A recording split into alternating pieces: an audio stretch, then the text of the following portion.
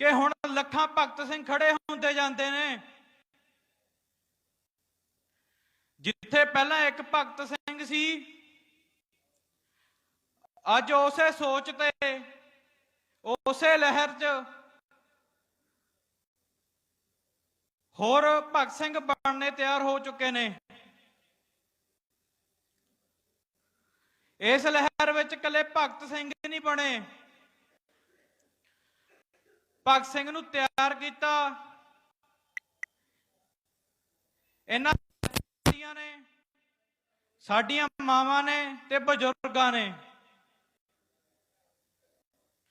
अज भी जिहड़ा जनून आ वो बजुर्गां च सब तो वध पाया जांदा। ते हुण बजुर्गां नूं देख के ते इत्थे वख-वख बुलारियां नूं सुण के अंदरों एक जनून पैदा हुंदा कि वो साडे तो वख नहीं सीगे, जिन्हां ने 19-19 सालां च अपनियां जानां इस देश दे लेखे लातियां। वो भी साडे चों ही सीगे, साडे ही वड्डे भरा सीगे, साडे ही घरां चों सीगे।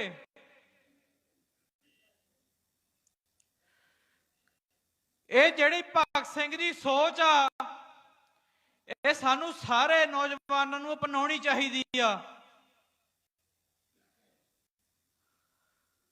ये जनून आ जिहड़ा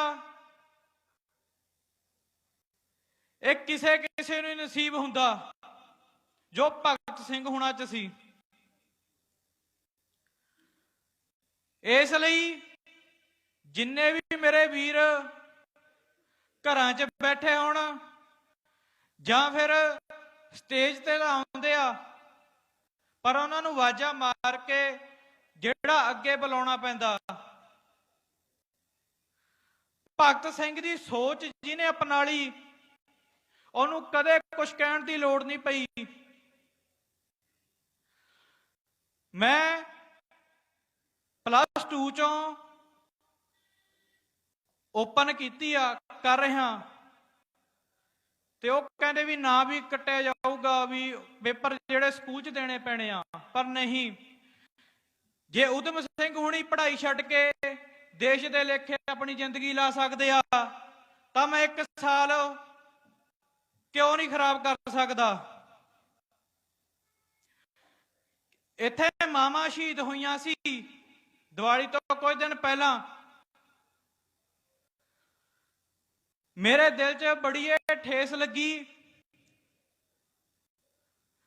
कि जे साडे वर्गे ही नौजवान घरे बैठे रहे ते सात तो वड्डी उम्र वाले जिन्हां च इन्ना जनून आ उत्थे एम शहीद हुंदे रहणगे। जे नौजवान इस सरहदां ते बैठा होऊ, सरकार दे मनां च होर डर पऊगा।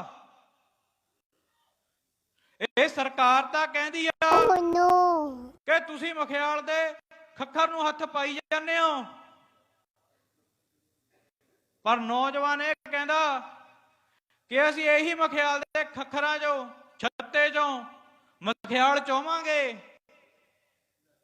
तुसीं ला लो जिन्ना जोर लाउणा। नौजवान इस गल ते वध तों वध ध्यान देण।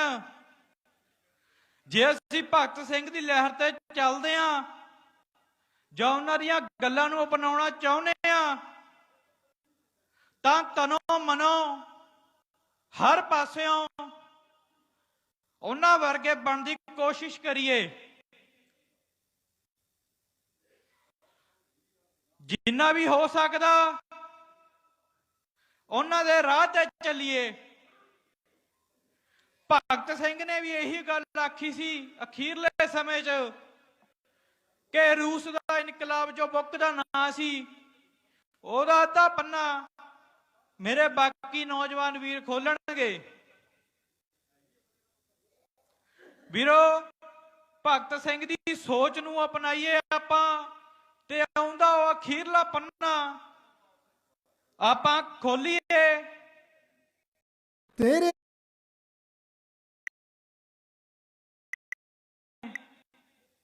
ਲਗਭਗ ਸਾਲ ਹੋ ਚੁੱਕੇ ਆ।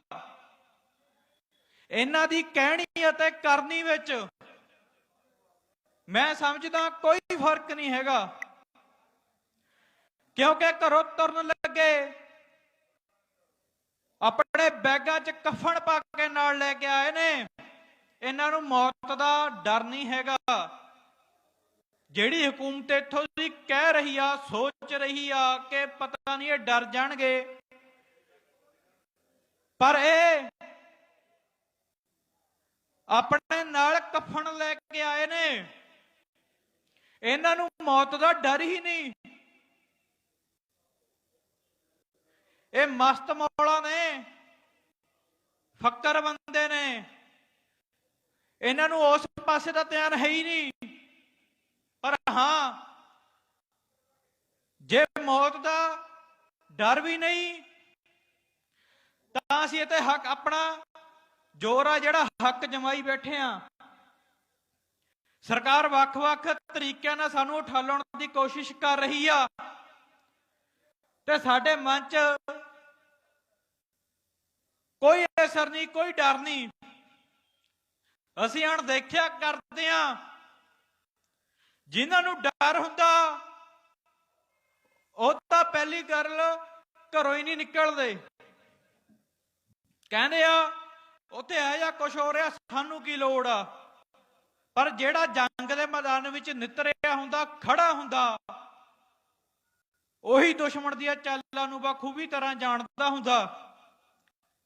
ਘਰਾਂ 'ਚ ਬੈਠੇ ਬਹੁਤ ਕੁਝ ਕਹਿ ਦਿੰਦੇ ਆ, ਜੀ ਉੱਥੇ ਆ ਹੋ ਗਿਆ, ਉਹ ਹੋ ਗਿਆ, ਪਰ ਨਹੀਂ, ਜਿਹੜੇ ਜੰਗ ਦੇ ਮੈਦਾਨ ਵਿੱਚ ਨਿਤਰੇ ਹੁੰਦੇ ਆ, ਖੜੇ ਹੁੰਦੇ ਆ, ਉਹ ਦੁਸ਼ਮਣ ਦੀ ਹਰ ਚਾਲ ਤੋਂ ਵਾਕਿਫ ਹੁੰਦੇ ਆ। ਪਤਾ ਹੁੰਦਾ ਵੀ ਅਗਲਾ ਕਿੰਨੇ ਕੁ ਪਾਣੀਆਂ 'ਚ ਆ। ਸਾਡੇ ਨਾਲੋਂ ਵੱਧ ਜਨੂਨ 'ਚ ਸਾਡੇ ਬਜ਼ੁਰਗ ਬੀਬੀਆਂ ਮਾਈਆਂ ਇੱਥੇ ਬੈਠੇ ਨੇ ਤੇ ਨੌਜਵਾਨਾਂ ਨੂੰ ਮੇਰੀ ਇੱਕ ਆਖਰੀ ਅਪੀਲ ਇਹੋ ਆ ਕਿ ਅਸੀਂ ਵੱਧ ਤੋਂ ਵੱਧ ਨੌਜਵਾਨ ਪਿੰਡਾਂ 'ਚੋਂ ਵੀ ਇਕੱਠੇ ਕਰੀਏ ਤੇ ਇੱਥੇ ਵੀ ਨੌਜਵਾਨ ਕਹਿ ਦਿੰਦੇ ਆ ਬਜ਼ੁਰਗਾਂ ਨੂੰ ਕਿ ਤੁਸੀਂ ਸਟੇਜ ਤੇ ਚਲੇ ਜਾਓ, ਅਸੀਂ ਉੱਥੇ ਬੈਠਾਂਗੇ। ਪਰ ਨੌਜਵਾਨਾਂ ਨੂੰ ਲੋੜ ਆ, ਕਿਉਂਕਿ ਬੁਲਾਰਿਆਂ ਦੀ ਗੱਲ 'ਚੋਂ ਕੋਈ ਨਾ ਕੋਈ ਤੱਥ ਮਿਲਦਾ। ਜੇ ਸਾਰੀ 'ਚੋਂ ਨਹੀਂ ਤਾਂ ਕੋਈ ਇੱਕ ਗੱਲ ਏਦਾਂ ਦੀ ਹੁੰਦੀ ਹੈ ਜਿਸ ਤੋਂ ਸਾਨੂੰ ਗਿਆਨ ਮਿਲ ਜਾਂਦਾ। ਸੋ ਸਾਰਿਆਂ ਨੂੰ ਇਹੋ ਅਪੀਲ ਕਰਦਾ ਕਿ ਵੱਧ ਤੋਂ ਵੱਧ ਜਿਹੜੇ ਨੌਜਵਾਨ ਨੇ ਉਹ ਇੱਥੇ ਆਉਣ ਤੇ ਬੁਲਾਰਿਆਂ ਨੂੰ ਸੁਣਨ ਤੇ ਭਗਤ ਸਿੰਘ ਦੀ ਜਿਹੜੀ ਸੋਚ ਸੀ ਉਹਦੇ ਨਾਲ ਤਨੋਂ ਮਨੋਂ ਜੋੜਨ।